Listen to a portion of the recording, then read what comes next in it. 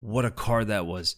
A few controversial decisions, especially the first two fights. Some insane finishes. Mauricio Ruffy sent Green to the Shadow Realm, Barboza'd him with that wheel kick. 100% gonna be knockout of the year, right? Ignacio Bahamondes gained the second submission of his entire career against Jalin Turner, which I don't know what he was doing. Threw himself into the triangle and just let Bahamondes secure the submission. In the main event, we have a new light heavyweight champion. A lot was being said about Alex Pereira's star power, being the face of the UFC. He went up against the fighter for a long time. People were saying was his most difficult fight on paper, and he lost to him. The only fighter that can wrestle decently, but the crazy thing about that is Alex defended every takedown. He is not a one-dimensional fighter anymore, at least defensively. He can defend strikes, he can defend takedowns. Magomed Ankalaev is the best wrestler Alex Pereira has ever fought in his career, and Alex showed better takedown defense in this fight than in any other fight, which is crazy. Like, he couldn't defend Jiri Prochazka's takedown like that, or Jan Blachowicz' takedowns like that. That was the most surprising thing about that fight, because I was sure that if Ankalaev wrestled, that he would get the fight to the ground. I did not expect Alex to defend as many takedowns as he did. And then what about how Alex tripped Ankalaev at the end of the fourth round, and they didn't even count that as a takedown? I mean, maybe because he needed top control for it to count, or land a ground and pound shot or something like that, but that was pretty slick. Alex's grappling has definitely gotten way better. But then on the other hand, Magomed Ankalaev outstruck Alex Pereira. It's a mixed martial arts fight, and the light heavyweight division, if we're gonna be honest, is behind.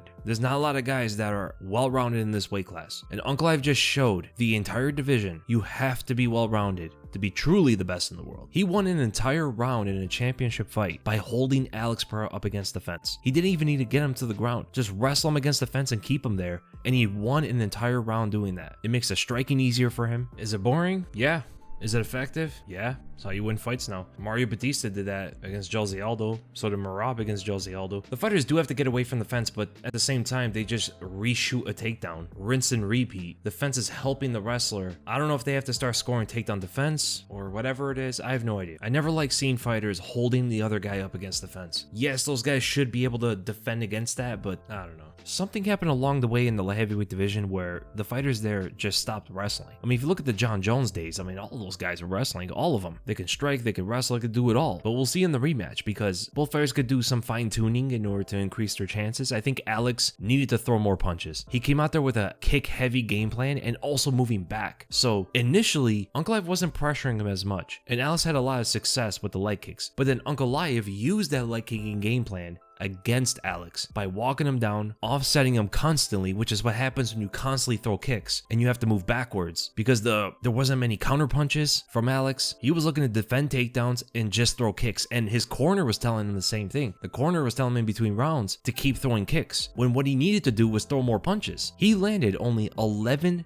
head strikes, significant head strikes throughout the entire 5 rounds, 17 body strikes, and 48 leg strikes. He had nearly double the leg strikes as he did head and body combined. And then you look at Ankalaev's stats, and it's like evened out. 36 significant head strikes, 30 body strikes, and 28 leg strikes. That is going to be the adjustment, most likely from Alex Pereira going into the rematch. And a lot of people were asking, like, why wasn't Alex just throwing more? Like, what was going on there? Not only was his own kicking game plan and the way he was fighting, but it was also the way Ankalaev was fighting him. Ankalaev was feinting constantly. He's also a counterpuncher with a takedown threat, so you don't want to be punching aggressively into a fighter like Ankalaev. He can counter with a takedown, he can counter with a punch. That is more of his style. But him being the aggressive fighter, which is actually, when he loses exchanges, you saw that in the Jan Blachowicz fight and the Thiago Santos fight. When he goes forward, he's not as effective as when he's a counterpuncher, and he won the fight being the aggressive fighter, normally where he's at his weakest. But you have to give credit to Ankalaev for improving as much as he did, being able to outstrike arguably the greatest striker in light heavyweight history, and have enough fight IQ to mix in with the takedowns. Even though he couldn't get the fight to the ground, he shot 12 takedowns and got none of them, but still it contributed to him winning the fight. And most fighters aren't able to push Alex Pereira back like that. He even stunned Alex at the end of the second round, stunned him in the third round with a jab. A good performance from Ankalaev, but it wasn't the most exciting, right? We're used to a certain level of standard for Alex Pereira fights, but what's next is most likely a rematch. Has to be. It's the biggest fight at light heavyweight. This is the rivalry that a lot of us wanted to see. Ankalaev has always been the toughest matchup for Alex. They should have fought a long time ago. Ankalaev beat him, and now they're going into a second fight. And they both have to make adjustments, not just Alex. Ankalaev does as well. If Ankalaev's fighting the same way, and Alex comes out there counterpunching a lot more, Alex will win the fight. Ankalaev has to make adjustments too. Maybe wrestle differently, throw kicks differently, or, change up the pressure. Should be a good fight. And then we go to the co-main event, where Justin Gaethje and Rafael Fiziev had almost the exact same fight as before. They usually say two fights are never the same, until you see Gaethje fight Fiziev. For both fights, Rafael Fiziev was the favorite going into it.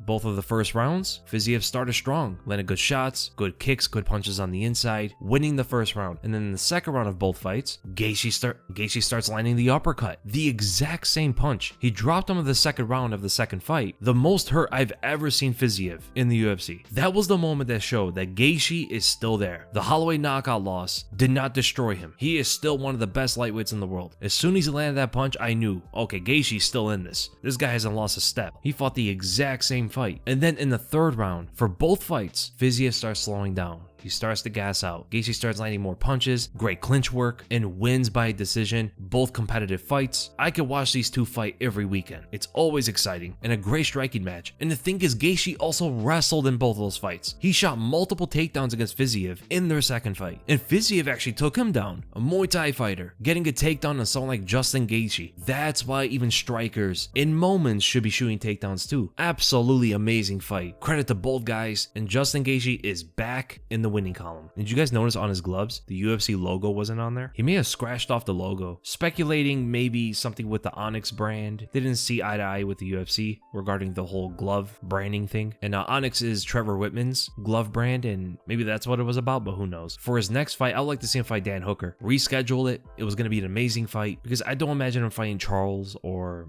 he could fight Armen, since it looks like Ilia Topuria doesn't want to fight Armen. They could do Justin Gaethje versus Armen Tsarukyan. Either that or the Dan Hooker fight. And as for Rafael Fiziev, he's ranked number 11 and he's on a 3-loss streak. One of them was injury, and one of them he took on short notice against a much higher ranked opponent. Maybe the loser of Michael Chandler and Paddy Pimblett should fight Fiziev next. And whoever loses out of those two, it would be a good fight with Fiziev. And then we go to Ignacio Bahamondes submitting Jalin Turner in the first round. The second submission win of Bahamondes' career. I don't know what Jalin Turner was doing out there. He went to the ground with Bahamondes, which it's fine, both guys aren't like the greatest grapplers, or at least they haven't shown to be throughout their careers, so who knows how the grappling sequences would have went between them two. But then he threw himself into a triangle and fed Bahamondes the leg to secure it. Bahamondes hooked under the leg and trapped Turner into the triangle. He had nowhere to go. Turner gave him that whole position. He stepped with the left leg when he should have stepped with the right leg. Complete opposite. And see him trying to get the walk-off knockout against Moicano and then lose in the next round. And now he grapples with Bahamondes and pretty much gives him the triangle choke. It's crazy. Jalin Turner's like the difference of what fight skill and fight IQ look like. He has a lot of skill. He's a technical fighter. He has the tools to be one of the best lightweights in the world, but he just doesn't have the fight IQ. Not everybody does,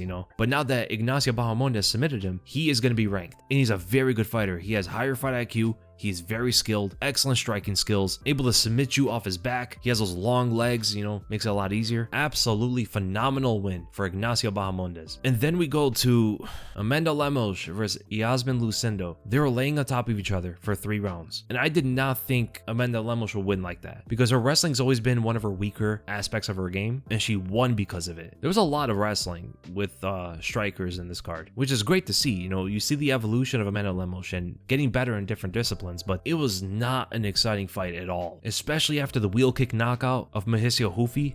Nobody wanted to see that after. Not much else to say about that fight, honestly. I want to get right into the Ruffy fight. Mauricio Ruffy knocks out Green in the first round. Wheel kick. And the way he set it up was insane. He threw a left hook into a wheel kick combo. Kind of similar to how Peter Yan threw at Corey Sandhagen. And the way that Green tried to defend it was by parrying the hook, and then he tried to shoulder roll the wheel kick. He tried to shoulder roll a wheel kick like it was a left hook. Hands down and everything. Wow. That was a devastating knockout. Folded him like a lawn chair. I feel bad for Green. He's been fighting for such a long time. First, the Jalin Turner knockout was horrendous. And now he got wheel kicked by one of the fighting nerds. These guys are taking over, man. And then we go to the featured fight of Joshua Van putting on a performance against Rei Tsuruya. All Tsuruya was doing was trying to take him to the ground. He shot so many takedowns, and Joshua Van stonewalled the grappling. Defended most of the takedowns. It was able to get to his feet so quickly. At one point, even butterfly hooking him, throwing him over with an underhook. Tsuruya only threw like barely any strikes, honestly. Intersecting Tsuruya with the right straight. Amazing fighting skills from Joshua Van. Do you know who Joshua Van is? He's that fighter that the hardcore fans wish the casual fans knew about. The guy's one of the best strikers in the flyweight division, has insane takedown defense, very good grappling. And speaking of grappling, Brunno Ferreira submits Armen Petrosyan with a slick armbar. And as I said before the fight, whoever is going to wrestle was going to win this fight, as neither of them have good takedown defense. They're both decent strikers. Armen Petrosyan was landing some good shots, and he was defending some of the takedowns, but eventually Ferreira was able to get him to the ground. He was going for the back. He was really high up. Petrosyan turned into him, and Ferreira just snatched up that armbar with a quickness. Great submission win from Brunno Ferreira. Carlos Leal annihilating Alex Morono. I don't know why Morono started training with him like that. I mean, it made the fight exciting, but he was not beating someone like Carlos Leal, exchanging power punches with him. But the thing is, Leal was putting a lot of pressure on him in that fight, constantly moving forward, and Morono just had no space to set up his strikes or anything like that. Leal brought the brawl to him. He was rolling with punches too, landing body shots, and ultimately just overpowered him. These guys threw nearly 100 significant strikes each in a single round. Do you know how insane that is? They threw as many significant strikes in one round as much as Alex and Ankalaev threw in 3 rounds. Carlos Leal is an absolute monster, man. And then we go to the 2 robberies of the card. The judges rob Djorden Santos and try to make it up by giving the fight to Mairon Santos when he shouldn't have won the fight. Francis Marshall should have won the decision against Mairon Santos. He dropped Santos in the first round. He landed the better strikes in the second round. Santos also was landing some decent shots. Like, it was a good fight, but Francis Marshall should have won that fight. Not because of the takedowns as much, but more so because of the strikes that he was landing. And for Djorden Santos versus Ozzy Diaz, I mean, these guys went to war, and they somehow gave it to Ozzy Diaz. Like, okay, Ozzy Diaz won the 3rd round for sure, but Djorden Santos clearly won the first 2 rounds. I don't know what these judges were doing, man. But all in all, it was a good card. I would say maybe like a 6 out of 10 card. And leave the comments below, what was your guys' favorite moments of the card? What was your favorite fights? What would you rate it out of 10? And I'll see you guys in the next video, which is most likely going to be the podcast.